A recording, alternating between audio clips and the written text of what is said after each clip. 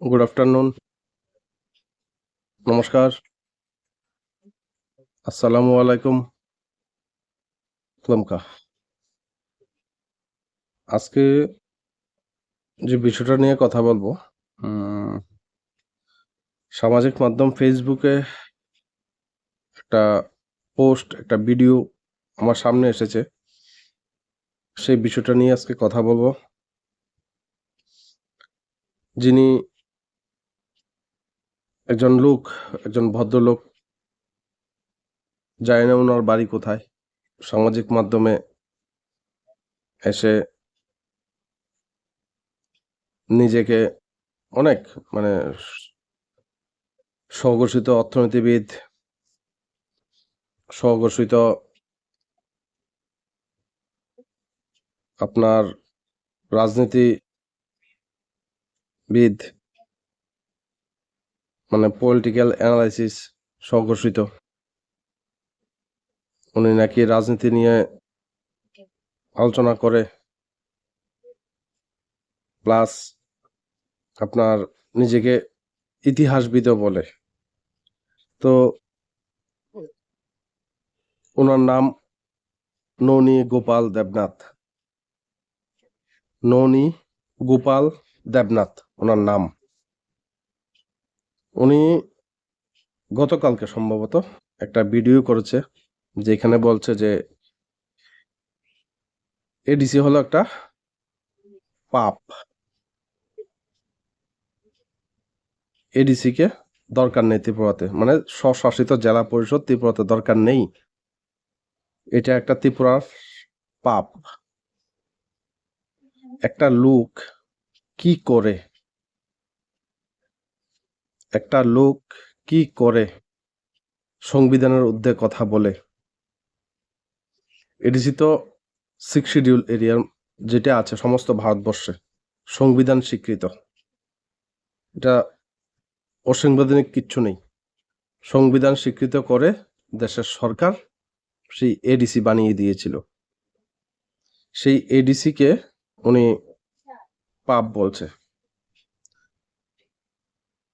ওনার যে ভিডিও দেখলাম, উনি নিজেকে ইতিহাসবিদ বলে মনে করেন, অর্থনীতিবিদ বলে মনে করেন, পলিটিক্যাল অ্যানালাইসিস করেন উনি।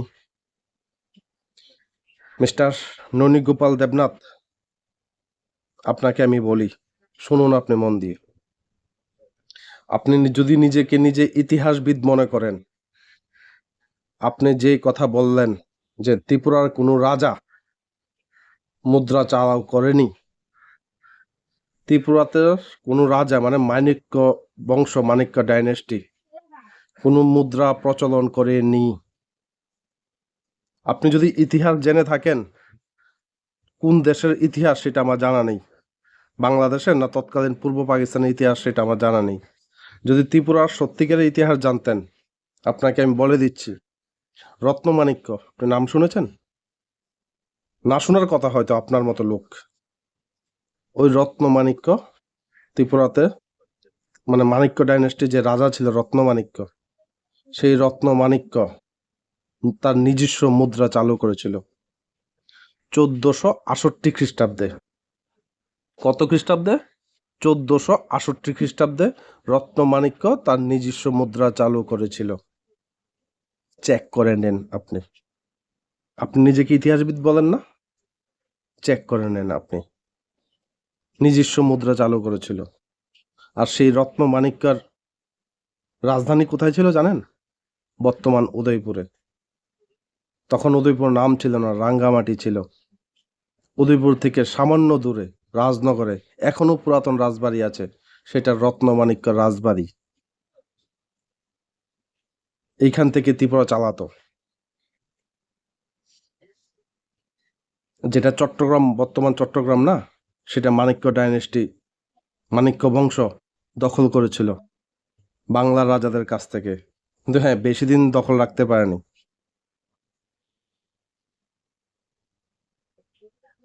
আপনি ইতিহাস জানেন।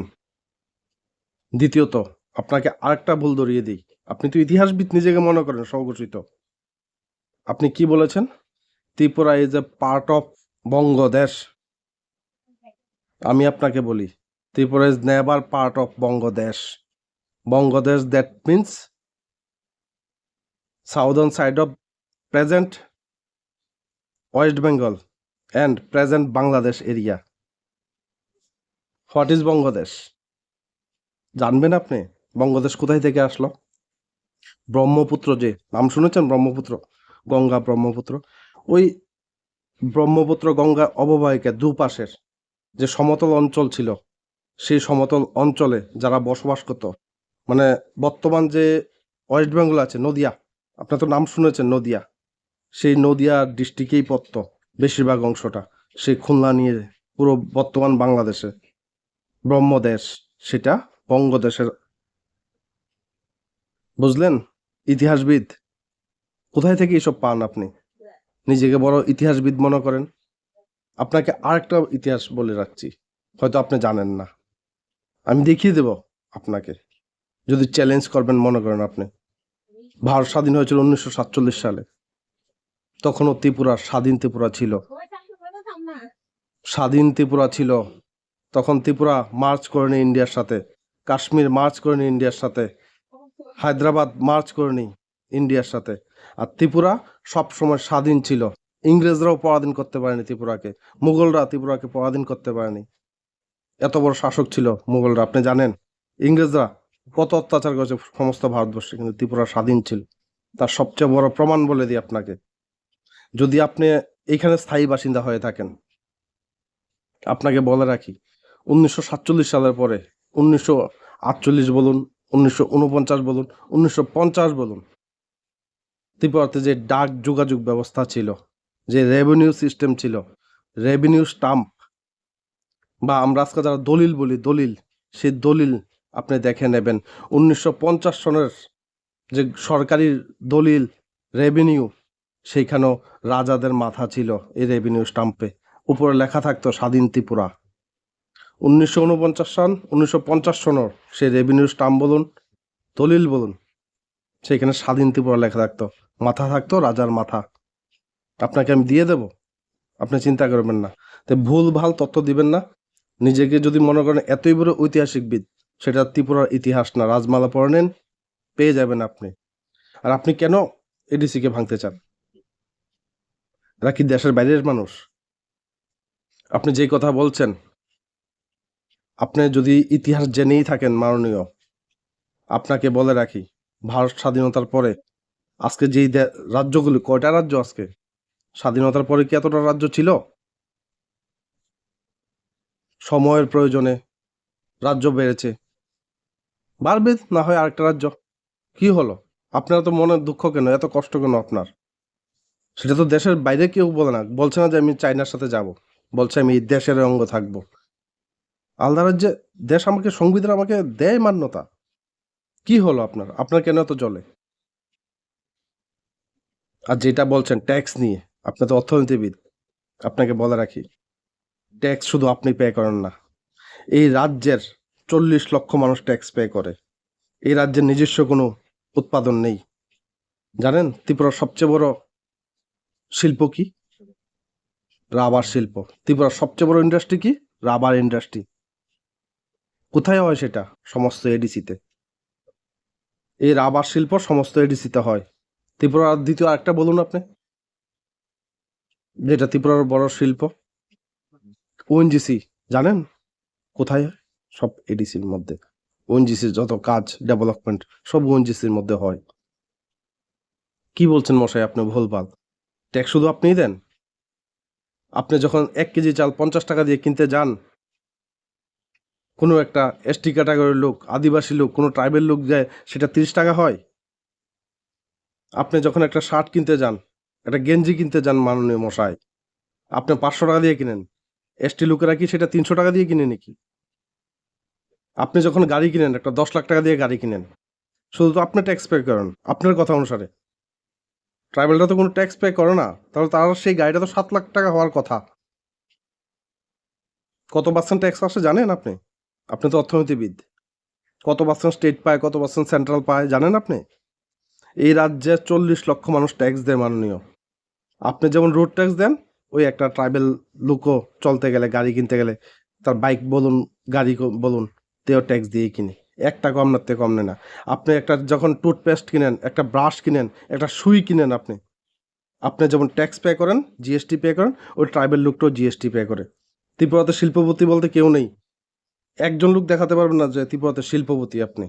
আপনি যেটা বলছেন যে একমাত্র আপনারাই বাঙালিরাই ট্যাক্স পে করে, ট্রাইবেলরা ট্যাক্স পে করে না।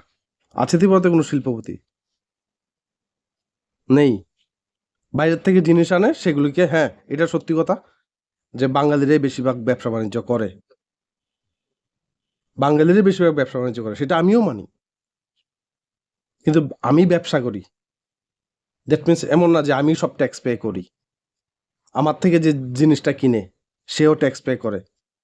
আমি যে ব্যবসা করি না, মাননীয় আপনি জেনে রাখেন, আমি আবার জিএসটি ক্লেম করতে পারি। আমার টাকাটা আমি বেশিরভাগগুলো পেয়ে যাই। কিন্তু যে আমার থেকে কিনে সে কিন্তু ট্যাক্স পে করেই কিনে।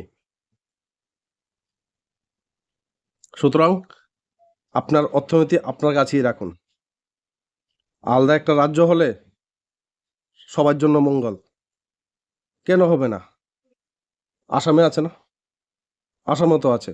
আর ইনার লাইন পারমিট, আপনি যে মানুষকে ভুলভাল তথ্য দিচ্ছেন, কেন আপনি যখন গুয়াহাটি যান বাই রোডে, আপনি তো ইনার লাইন পারমিট, কোনো অসুবিধা হয় কারোর? আমি তো বহুতবার গেছি, 7-8 বার গেছি বাই রোড, ওই কোনোদিন তো ইনার লাইন পারমিট আমার কোনো প্রবলেম হয়নি আজ পর্যন্ত। চেকিং তো করবি স্বাভাবিক, আপনি বাংলাদেশি না কোন দেশি, পাকিস্তানি দেখবি আপনার। আপনার যদি ডকুমেন্ট থাকে আপনার কি অসুবিধা?